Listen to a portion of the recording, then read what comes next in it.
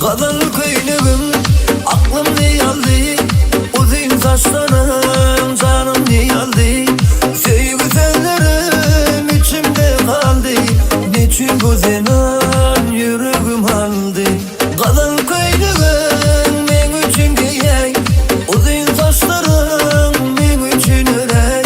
Koyun şertlerim yüreğimi dilye, söyleyen sellerim men için diyey.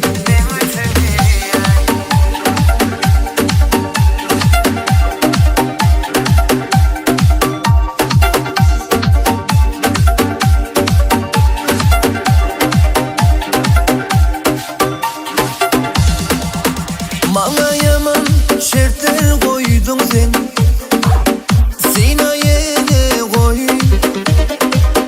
Gelmerim deme, bakmaram deme, çektirmen hedene koy. Keçirleğinden beni kıynap, sonra yine sevmesin. Günde seni düşte görüyen, kuşumda bana gelmersin. Kadın köylüğüm aklım niyaldi, uzun saçlarım canım niyaldi. Sevgi sellerim içimde kaldı, niçin güzenan yüreğim aldı.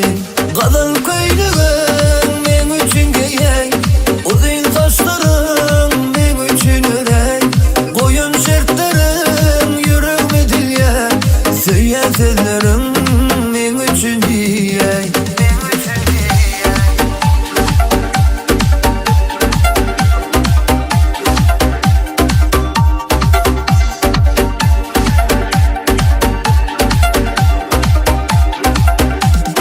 Kadın köylüğüm aklım niyaldi, uzun saçlarım canım niyaldi. Sevgi sellerim içimde kaldı, niçin güzenan yüreğim aldı. Kadın köylüğüm men için giyey, uzun saçlarım men için örey. Koyun şertlerim